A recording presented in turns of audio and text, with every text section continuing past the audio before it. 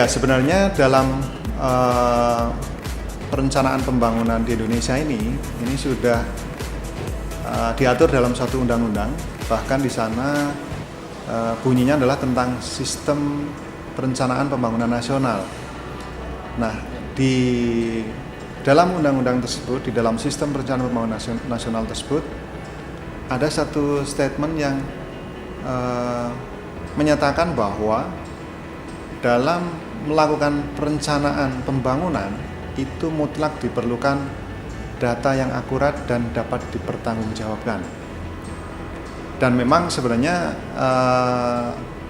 ada suatu skema proses perencanaan yang ini oleh para perencana ini dikatakan sebagai model ideal ya, yang disampaikan oleh Val Afrom Ben David, di mana di sana statistik dan analisisnya, jadi tidak hanya statistik tapi analisisnya juga mestinya harus benar, itu selalu mensupport di setiap tahapan perencanaan, mulai dari identifikasi masalah, penentuan tujuan, kemudian sampai diperoleh publish plan, perencanaan yang kemudian akan dilaksanakan ya, sampai dengan monitoring dan evaluasi. Ini peranan statistik dan analisisnya selalu muncul sebagai posisi sentral di sana.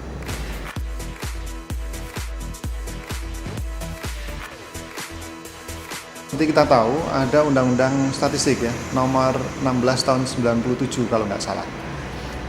Nah, di sana mengatur tentang sistem perstatistikan nasional, sistem statistik nasional (SSN), ya, di mana BPS sendiri diberi amanah untuk menyelenggarakan statistik dasar dan sebagai pembina dari statistik sektoral.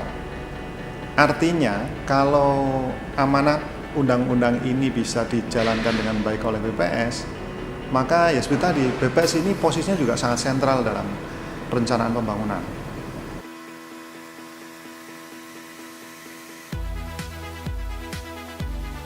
Statistik ini mestinya bisa masuk ke semua bidang kehidupan. Jadi setiap orang, setiap unit atau badan usaha, setiap lembaga atau apalagi kementerian ini mestinya menggunakan statistik sebagai dasar untuk melakukan perencanaan, ya kan? Terlebih lagi seperti kita sampaikan tadi di awal bahwa statistik dan analisisnya itu memiliki peranan yang sentral. Artinya apa?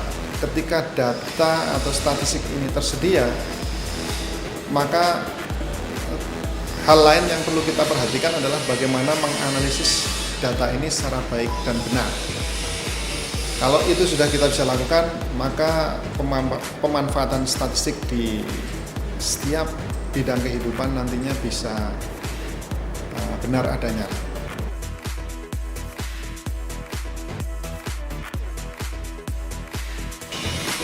Kalau bicara BPS, tentu ini harus kita kaitkan dengan amanat undang-undang tentang statistik, di mana selain sebagai penyedia statistik dasar, maka peranan BPS yang tidak kalah pentingnya adalah membina statistik sektoral.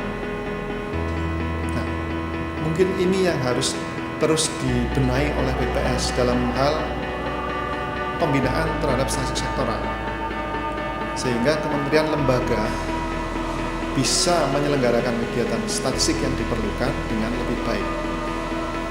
Nah, sementara STIS sebagai Center of Excellence-nya BPS, katakanlah seperti itu, harapan saya bisa menjadi think tank-nya BPS.